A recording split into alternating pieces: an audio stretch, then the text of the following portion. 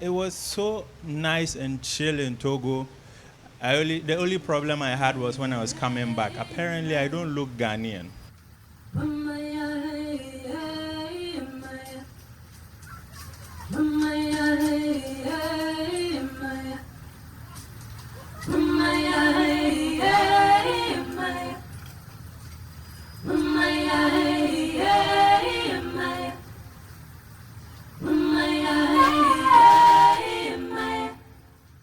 So, tell me, now that we are each other's for several eternities, we promise truly, to hold our love to a candle, tenderly and steadily revealing and reveling in the gentle persuasion of 1,000 suns and beauties divine, staring down his soul and her soul.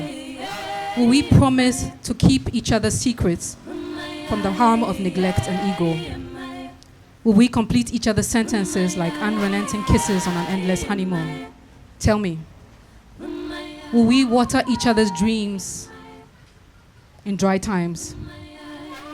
Carve dreams out of deserts so our children and children's children will tell of this tale.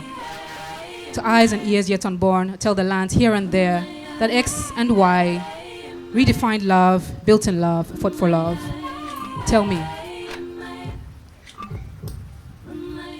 to mop away each other's tears and as a salve from life's torrents, will we sing?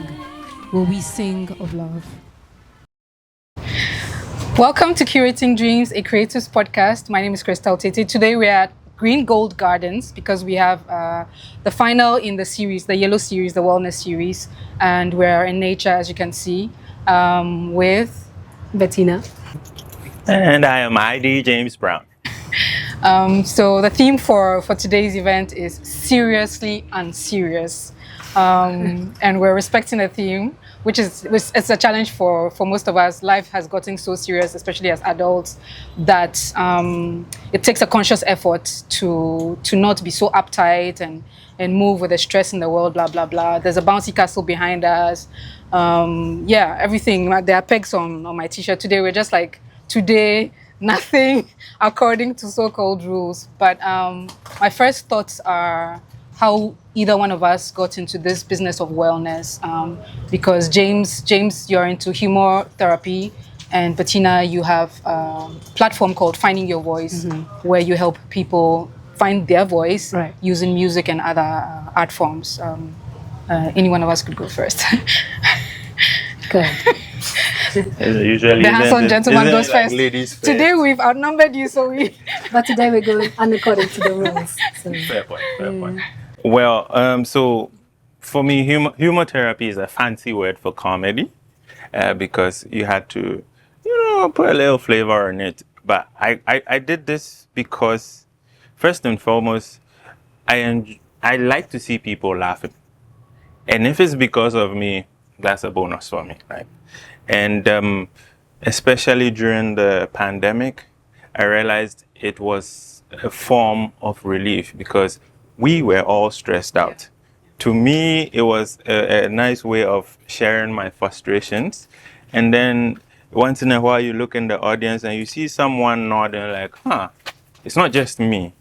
And finding out that there are other people who are going through what you are going through helps people relax and release. So most of the times comedy is just to release, because 2025 so far, It's crazy. It's just mad. I meet all my friends, even people who are not adults are like, it's Personal level, global level, it's just a mess. It's messing us up. Yeah. So finding a form of release. So I write what I think about certain things. I write stories. It's not stories, it's more like personal experiences of what goes on and how I resolve it.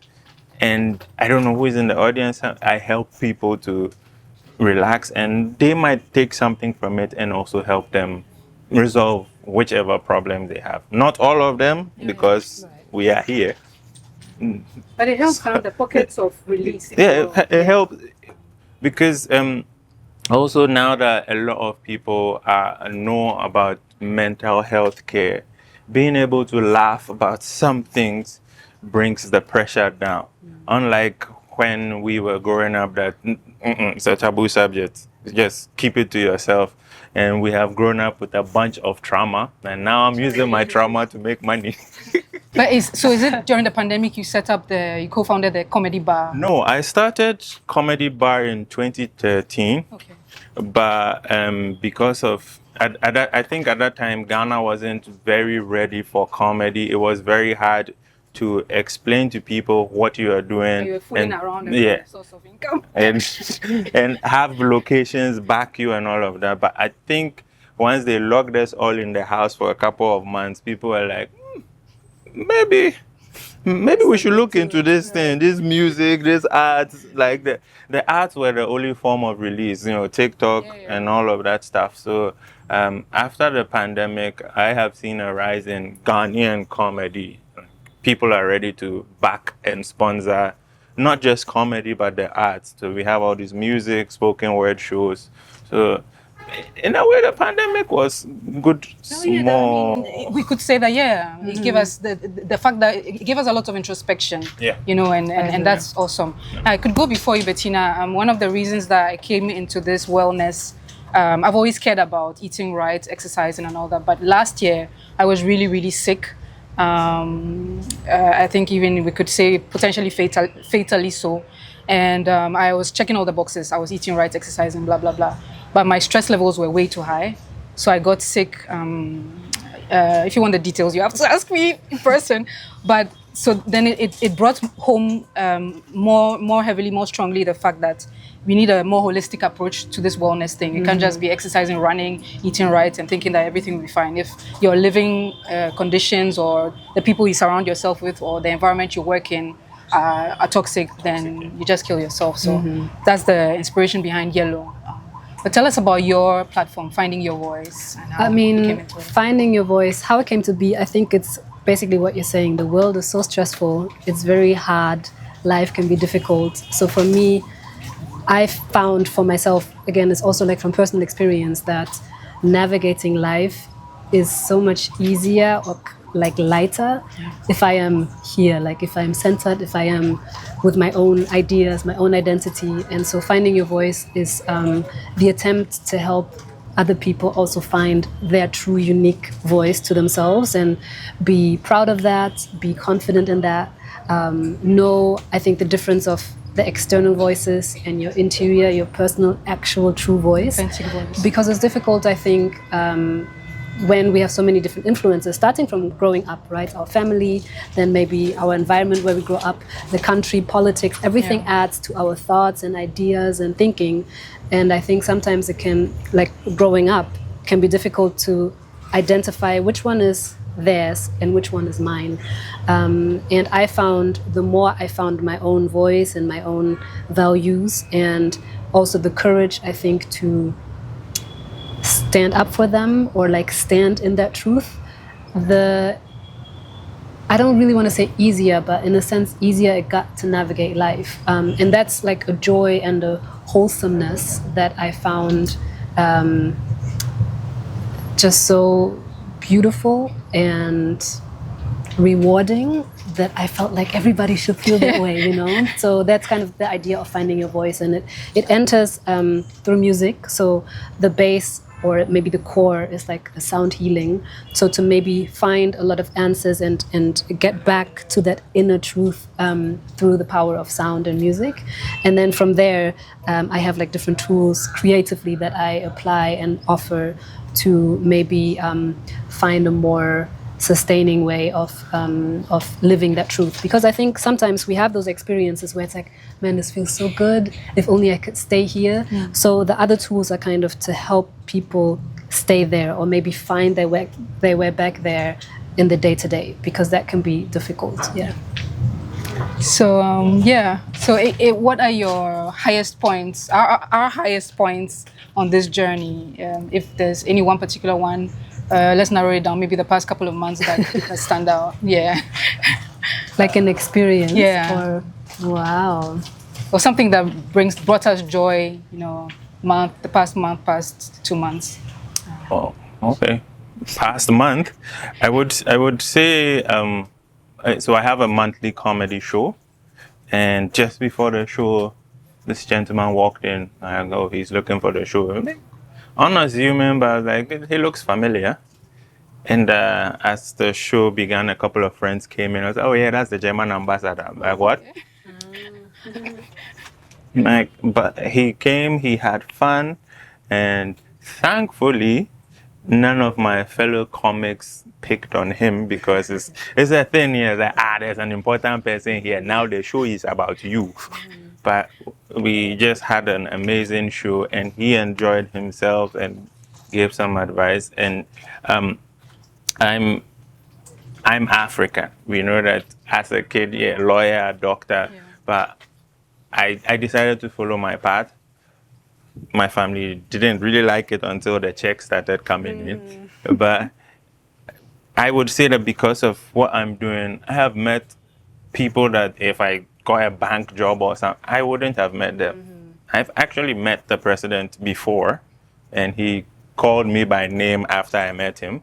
So that has been one of my highlights, like meeting people from all walks of life, from way up there to the normal person. So I do enjoy what I do.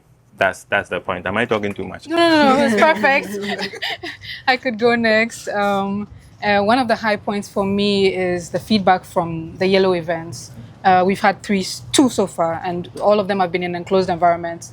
And I've had people ask, when is the next one? Oh, nice. So then, I mean, it makes me understand that everyone needs the release, is really looking out for ways to be intentionally care for our well-being, you know. And today, the reaction on my mom's face, because she's here, the flowers, the plants, you know, finding ourselves in nature, it's such a rewarding feeling, and I'm glad I'm doing this. I think for me, it's been to talk about more of the work that I do, because finding your voice has been something that also started during the pandemic, more or less. And so it was nobody really knew about it. And so recently I started like feeding into my Instagram a lot more, and it's been really rewarding in that I also get the opportunity to connect with the work a lot more, and to really think about what do I want to do, and how can I phrase it and make it valuable to other people. And I think doing that also helped me to reconnect and take care of my own wellness a lot more. And that I found really, that brought me a lot of joy.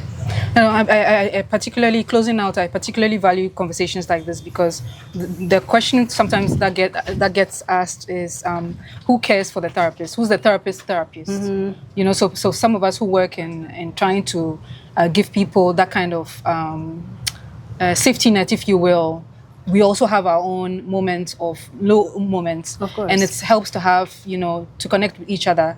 Like I can look to comedy. Some of your skits on Instagram make me laugh, you know, and then I often go to finding your voice, you know, as a reminder, how do I meditate? How do I focus more on my breathing, and so on and so forth. So it helps that we are, you know, interconnected, and we feed off each other, if you will. For sure. Yeah. Enough said. We're about to go on stage in about an hour. In between, we're playing games, Owari, Monopoly, Uno. We're bouncing in the castle as well with the kids. So wherever you are, wishing you love, peace, joy, all of the good stuff in this life.